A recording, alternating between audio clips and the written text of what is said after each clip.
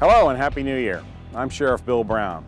Welcome to the Sheriff's Roundup, a quarterly wrap-up of just some of the recent events and activities that your Sheriff's Office has been involved with. This time we're coming to you from our new Cuyama substation, located in the remote northeast corner of Santa Barbara County, which borders Kern, San Luis Obispo, and Ventura counties. Two sheriff's deputies who grew up in this tight-knit community are now in charge of protecting it. It's an assignment that has a unique set of challenges and rewards. Resident deputies Paul Wyram and Troy Carpenter take us on a ride-along through this unique Santa Barbara County community. My name is Troy Carpenter, born and raised here in the Cuyama Valley, and have worked for the Sheriff's Department for about 15 and a half years now. This is home, so no better place to work than where you grew up and where you live. So I don't have to commute in somewhere else to go to work. I get to work and live right here where I want to be, and I really enjoy working out here. I am Deputy Paul Wyram. I've been with the Sheriff's Department since 1993, and I've been assigned to the new Cuyama substation since 1995. The Cuyama Valley is basically a series of small town sites. If you were to add up all the residents in the surrounding area, it's maybe 1,200. There's only about 160 kids in the elementary school and about 75 at the high school. It's very rural and very, very small. New Cuyama was basically built by the oil companies back in about 1950. So everything from the houses you see in town to the grocery store was actually built by Atlantic Richfield, and it was a company town. It is isolated. I mean, Cuyama is, about an hour from Bakersfield and about an hour from Santa Maria. There's one small grocery store, there's one gas station, a couple of restaurants, but there's not a lot to do. You don't have a gang problem. You'll be hard-pressed to find any graffiti around town. Cuyama's still a clean, quiet community that has a lot to offer. I still enjoy the small town aspect of Cuyama. The fact that everybody knows you and everybody waves at you. Being a deputy in Cuyama, you are policing your friends and neighbors. There isn't anybody that I or my family doesn't know in this entire valley. And so knowing everybody in the community allows us to know where we need to focus efforts on. At the same time, it's hard to hide. Somebody you arrest on Friday, you may see in the grocery store on Monday. And everybody knows you by your first name. Everybody knows where you live. Everybody knows who your family is, who your children are. It's definitely a lot different than what you have most places. We're genuinely friends with, most of the people that live in this valley. And so I like that aspect of this job. We drive down the road, everybody waves at us, and everybody knows who we are. And that's one of the best aspects of working out here. I'm able to just stop and talk to people, find out what their problems are, or help them with whatever they need help with.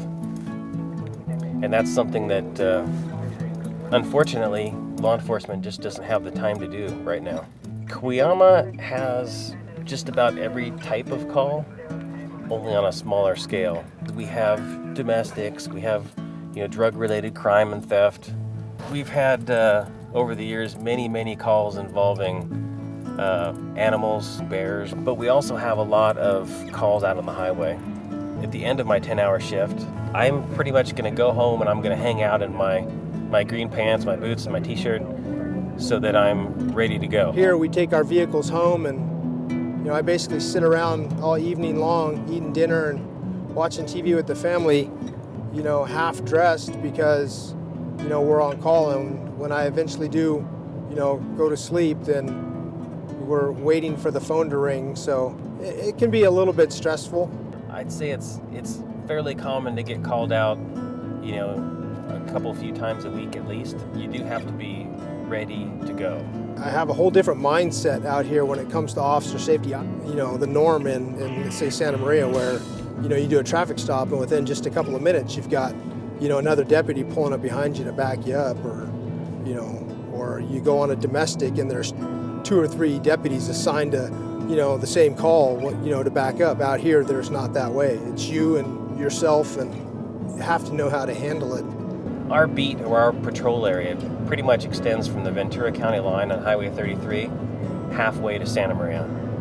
And that's about 60 miles from one end of our beat to the other. There's lots and lots of rural areas out here.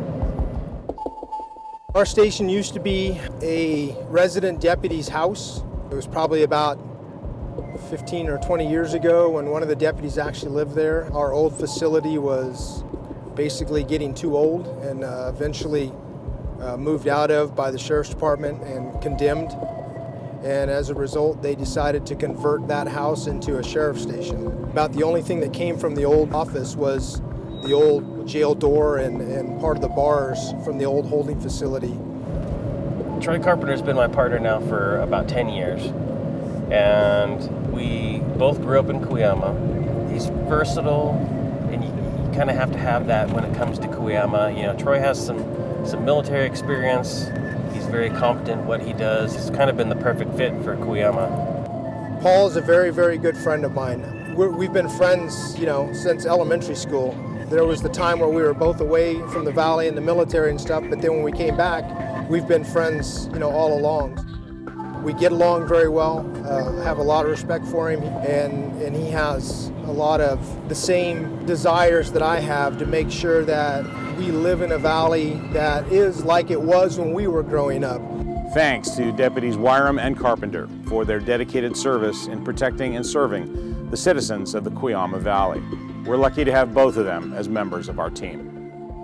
The Sheriff's Office, along with the rest of the world, watched in horror and sadness on December the 2nd when a terrorist couple opened fire at an office holiday party in San Bernardino County, killing 14 people and injuring 21 others.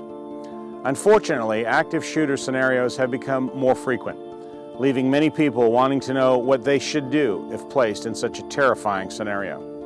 A group called Ready Houston put together an active shooter survival tips video called Run, Hide, Fight, which we recommend that you take the time to watch.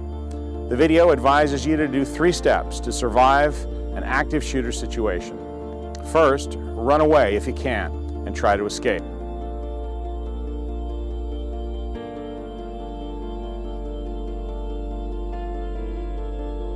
If that's not an option, then you should do your best to hide from your attacker or attackers.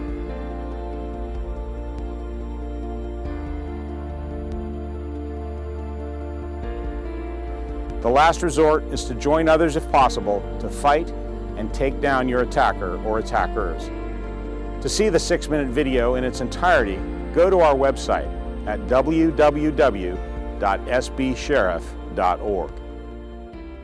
An example of how dangerous a situation can be and how prepared law enforcement must be is the tragic case of a recent barricaded suspect in Carpinteria. Christopher Kump stole a vehicle from a former employer and then barricaded himself inside a trailer he was renting. Preliminary investigation determined he was potentially armed and dangerous. The surrounding neighborhood was evacuated. For hours, sheriff's deputies used every means possible to get Kump to come out peacefully and surrender. This is the Santa Barbara County Sheriff's Department. There's nowhere for you to go. We have a signed warrant, search warrant, and arrest warrant for you. You need to come out of the trailer with your hands up. Approximately 4 hours later, Kump set fire to his trailer and then committed suicide. He was found inside wearing body armor and a bandolier loaded with shotgun rounds.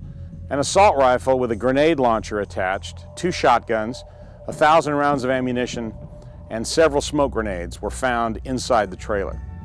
We're grateful that no citizens or first responders were harmed during this potentially dangerous situation. The Santa Ynez Valley experienced 2 murder-suicides just weeks apart. The first one occurred in Los Olivos on October 8th. 50-year-old Todd Hamilton shot and killed his estranged wife, 45-year-old Kimberly Hamilton, and then committed suicide. On Halloween, 21-year-old Maxwell Pappas shot and killed his mother, 57-year-old Lori Wolf Pappas, at her Santa Ynez home. He then drove down the road and shot himself in the head, causing his vehicle to crash into a tree. Both of these incidents were terrible tragedies for the families involved and for the communities where they live. Our sympathies and our hearts go out to everyone involved. Many of the tragedies we see involve suspects with serious mental health issues, but a significant number of the crimes that we experience in our county are committed by repeat criminals. The Sheriff's Office is committed to helping reduce recidivism. One key way to help is to provide inmates with services while they're incarcerated that will help equip them to successfully re-enter society and not fall back into the same destructive patterns of behavior. For the past 21 years, the Sheriff's Treatment Program, or STP, has made a difference in the lives of thousands of inmates. Now the program is offering more services than ever before. Let's take a look. There has been an evolution of the Sheriff's Treatment Program over about the last year.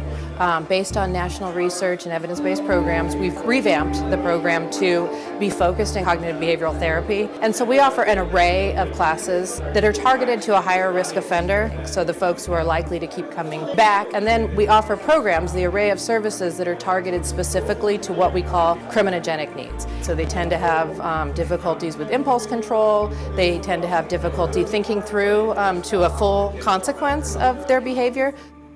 One of the classes that we offer is called Thinking for a Change. That helps people practice over and over and over again what kinds of situations they would experience and the process that they would go through to have a better outcome. Everybody's parents teach you and school teaches you, stop and think before you act.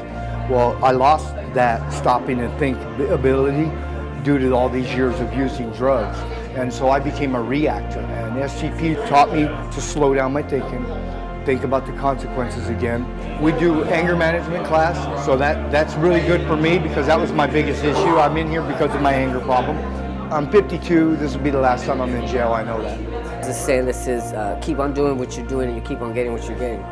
So I'm gonna go ahead and try to do something different, you know what I'm saying? And hopefully, that I have faith and I know, I'm done. This will be the last time I come here. I want to prove to my mother, my family, and most of all my daughter and my kids, that it is possible for people to change. And that's what I'm gonna go out there and do, So. It feels good. It's a little accomplishment, a little, you could say, a step forward into a better life I'm trying to lead, because with this program, it's sort of like a behavioral modification, because yes, I have a problem with drugs, but I understand that drugs is not just my problem. That's just like the surface. This program right here goes to the core of the problem, my thinking. I spoke to one of the men of a previous class, and he said he has never achieved anything in his life. And he held up the certificate and he said, this is the first time I've ever got a certificate for anything. And the self-confidence of all of those who participate is boosted considerably. And I think it helps them once they get out to be able to say, I have achieved, I am going to achieve, and I will be successful. The ultimate goal really is just to send them back a little bit better than they came. And I think that if we can focus our efforts on doing that, then we will make those incremental reductions in recidivism that everybody wants to see. We want to thank all of our STP counselors, administrators, and the inmates themselves who've participated in this program and made it successful. By living sober and crime-free lives, they give a great gift to themselves, their families, and our community. The Sheriff's Office is pleased to offer another program at the jail that is also designed to help inmates live a better life when they're released from custody. The Sheriff's Office has partnered with the United Way of Santa Barbara County to provide the Reading Plus program, a web-based independent reading intervention system. The goal is to help inmates become better readers, which will give them a better chance of gaining employment when they're released.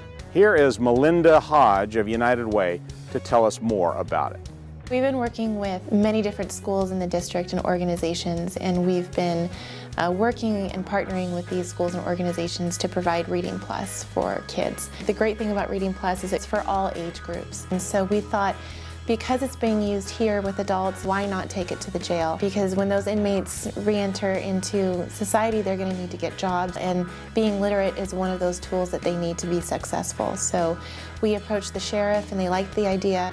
As we've been using it, their confidence is soaring. So they've made comments like, thank you so much for this program. This is something that I've really needed. Now I feel like I can go out and apply for jobs. Reading Plus will assess them, and it will place them at a level where they're comfortable, so it works on an independent level. So every screen will be different. So giving them this second chance where they might not have received those foundational skills or the reading skills that they needed in school, I think it's giving them a lot of tools that will serve them later on in life. The Sheriff's Office will continue to work with United Way and hopes to expand this promising program. The Sheriff's Office recently welcomed a new group of custody deputies at the jail. 16 custody deputies, along with 4 correctional officers from the San Luis Obispo County Sheriff's Office, graduated in November from the Custody Deputy Academy. The graduates completed 10 weeks of intensive training and received their certificates of completion before a packed crowd of family, friends, and employees from both agencies. Congratulations to all of the graduates. I will constantly strive to achieve these objectives and ideals, dedicating myself to my chosen profession, law enforcement. Hoorah! We also recently welcomed Francisco de la Mora, Robert Farrell, and Daniel Fournier as new custody deputies. On the law enforcement side of the Sheriff's Office, Cody Goodwin graduated from the prestigious Allen Hancock Law Enforcement Academy. After receiving his certificate of completion at a traditional ceremony, he was sworn in by Under Sheriff Bernard Malekian. The Sheriff's Office also recently welcomed retired CHP officer Matthew Dawson. We also hired a new dispatcher, Julia Cardenas, a new crime scene technician, Michael Ulemeyer, and a new forensic pathologist, Dr. Manny Montez. Dr. Montez comes to the Sheriff's Office from Illinois with an extensive resume as a pathologist. We're pleased to welcome all of our new hires and wish them all a great career with the Santa Barbara County Sheriff's Office. Every Halloween, the Sheriff's Office puts a great deal of planning and effort into making sure that there are enough resources available to handle large, potentially rowdy crowds in Isla Vista. This year, we're happy to report, was one of the most successful Halloweens on record. Lieutenant Rob Plastino shows us how it went. I'm Rob Plastino. I'm the lieutenant for the Isla Vista Foot Patrol, and during Halloween, I prepare the operational plan for the sheriff's deputies at work. This was actually the calmest Halloween ever. Because of that, I'm very, very happy with how things went and all of the plans that went into place and all the people that worked hard to make this happen. Got to see the fruits of their labors on Friday and Saturday night, where we had incredibly low turnout, very, very few arrests, very, very few medical issues and hospital transports. And it just was a great overall success from everybody involved. It's great that there's not tons of people from out of town here. As you see, it's absolutely empty. It's probably more empty than it is on an actual Tuesday night here in Isla Vista. We actually began the evening with a briefing. You're bringing together a lot of different organizations and agencies to assist us here. All of that has been a tremendous help to us to up staff out here, because with our number of deputy sheriffs, we really do need that additional support. I'm briefly going to talk about some of the events and initiatives that students have taken on to ensure that Halloween is a safe, local, and educational event. And that briefing included bringing in associated students to speak to the law enforcement officers as to what their efforts were. They would go out and warn people about the music violations and the towing issues with cars. And that kind of set a good tone from the get-go with the student base here. UCIV, we're trying to do a couple different things. We're trying to, one, be a resource for both students and law enforcement. There's kind of a us versus them mentality between students and police officers. That's something that we wanted to try to remove. Students are basically doing things from passing out water, giving people updates whether they're violating the laws, on just giving them warnings so law enforcement don't have to cite them. I mean, all that law enforcement wants is compliance. I think that effort in itself was tremendous. We didn't have to actually be out there and enforcing it after the fact. Students have been really thankful and just like, oh, I didn't know I was breaking the law. And they usually stop and it's not an issue. You don't end up with a big fine. You're not end up resenting law enforcement. Then the rest of the evening was very cordial. It was a lot of frivolity, just people having a good time, frisbee throwing going on, you know, kids doing scavenger hunts and coming up to deputies asking them where their next scavenger item is. And just it just seemed like a very festive mood, but in a very positive way, in a very safe environment. I think students also just didn't really want to be here for Halloween. Their parents wanted them home, so a lot left town. I know, I've houses with friends where it's a 16-person house and there's 3 people still here. So, it's a really quiet night. Because of recent events, the community has decided they wanted their community back. And they basically made it their priority to not have outsiders come in and cause problems here. That was evident with Hilltopia. It's evident now. Being that Halloween fell on a Saturday, we're always concerned that it'll be an extremely busy night. We'll have a lot of out-of-towners that come into town, and there will be a lot of problems. But that wasn't the case, and the reason is because we had a lot of stakeholders that played a part in making this a safe environment. Campus also did some phenomenal events. They had a concert on Friday night and on Saturday night. They had Snoop Dogg coming in on Saturday, so that was a huge draw. I mean, they sold out of tickets like the first night, and that was 6,600 seats.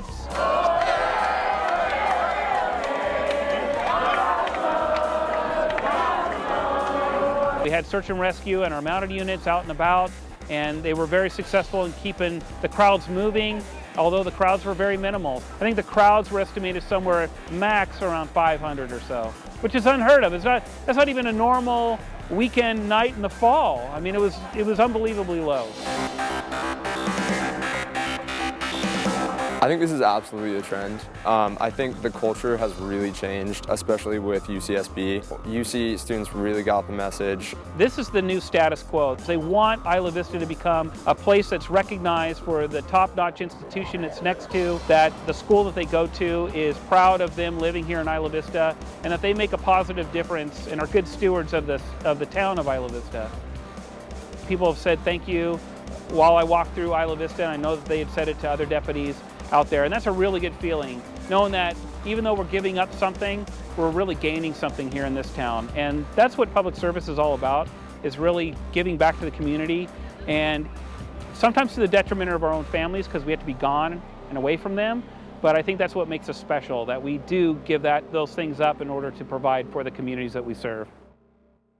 Thanks, Lieutenant Plastino, and to everyone who's helping promote a locals-only message in Isla Vista.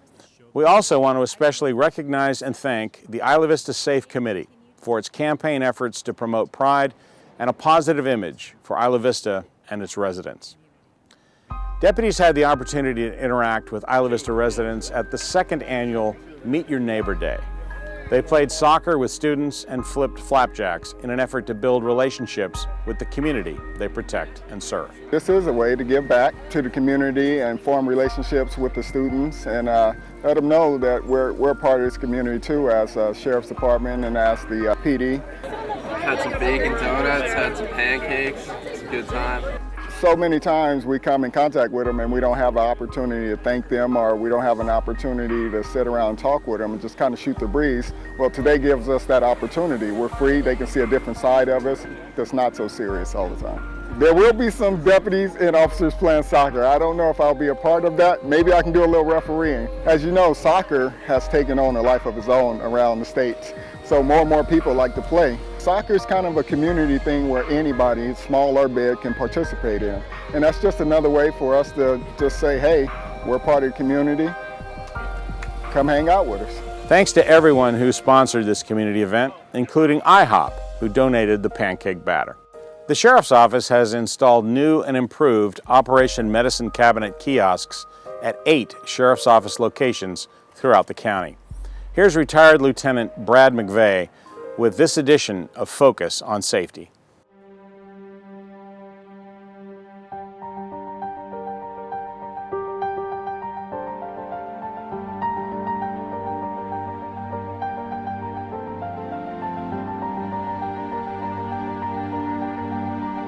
Hi, I'm Brad McVeigh, and I'm coming to you today from the Santa Barbara Sheriff's Department headquarters in Santa Barbara. I'm here to talk to you about Operation Medicine Cabinet, a safe and environmentally friendly way to dispose of your unneeded and unwanted medications. We've had some recent improvements to our program, so those of you that are familiar with it, I'd like to give you some safety tips. For those of you that are not familiar with Operation Medicine Cabinet, I'd like to tell you a little bit about it. Operation Medicine Cabinet started in 2001. It's a way for you to get rid of your unused, unneeded, or expired medications in a safe and effective way that doesn't allow it to get into the environment. The Operation Medicine Cabinet drop boxes are open 24 hours a day at all 8 of our sheriff's facilities. We encourage you to find the location nearest you. Carpinteria, Santa Barbara, Goleta, Isla Vista, Lompoc, Buellton, Solvang, and Santa Maria. We encourage you to bring your medications in their original packaging. If you choose, you can remove your personal identifying information, however, no one looks at it. If you don't have your original packaging, please use a sealed Ziploc baggie before depositing your medications. It's important not to flush medications down the toilet or throw them in the trash where they can get into our landfills and water supplies. Current water treatment facilities do not have the ability to remove many of the medications out of our water supplies and wastewater. We can currently accept over-the-counter medications, prescription medications, illicit drugs, medication samples, pet medications. We can accept medicated lotions and ointments as long as they're in a leak-proof container. Please do not put needles of any type in the Operation Medicine Cabinet drop boxes. This poses a hazard to our employees and can jeopardize the program. Expired and unused medications pose many risks. Teenagers and young adults can abuse medications they find. Young children and pets can accidentally ingest medications found in the home, which lead to poisoning. Many adults can mistakenly mix incompatible medications or take expired drugs that could be harmful to them. The Sheriff's Department is proud to offer this service to the public. It allows us to dispose of medications in a safe and environmentally friendly way. Our medications are taken to a safe facility where they're incinerated, which prevents them from getting into the groundwater or landfills throughout the area. Thanks, Brad. For more information on Operation Medicine Cabinet, go to our website at www.sbsheriff.org. The DARE program is back at several schools in the South County. In November, 27 fifth graders from St. Raphael School graduated from the Drug Awareness and Resistance Education program. The DARE Decision-Making Model, or DDMM, has helped kids learn to make wise choices, like choosing to go against drug abuse. The DDMM uses 4 steps, which are define, assess, respond, and evaluate. DARE instructor Jerry Cornell came out of retirement and is now teaching the program. In 2016, he'll be at 8 schools in Santa Barbara County. Thanks to everyone who made the 15th annual Summit for Danny Community Climb a tremendous success. The Sheriff's Office and the District Attorney's Office both had teams participating in the hike at Ealing's Park to help raise money for substance abuse treatment at the Daniel Bryant Youth and Family Center. This organization does outstanding work, and the Sheriff's Office is proud to participate in this yearly event to help change the lives of thousands of local teenagers. Thanks also to everyone who cheered on the Special Olympics and Santa Barbara County special athletes in the 63rd Annual Downtown Santa Barbara Holiday Parade. A special thanks to members of the Deputy Sheriff's Association for showing their support by walking with the special athletes down State Street while wearing Santa hats.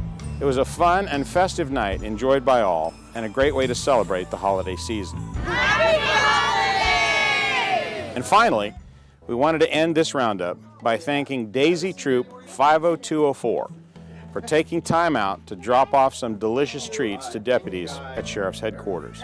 I brought some cookies and cake because they were nice in keeping us safe. The Daisies had a chance to ask deputies questions and to tell them why they're so deserving of their cookies. Thank you, Daisy Troop 50204, and we promise you those 2 deputies didn't eat all of those cookies by themselves. Well, that's going to do it for this edition of the Sheriff's Roundup. Thanks for watching, and thanks for supporting us as we protect your safety.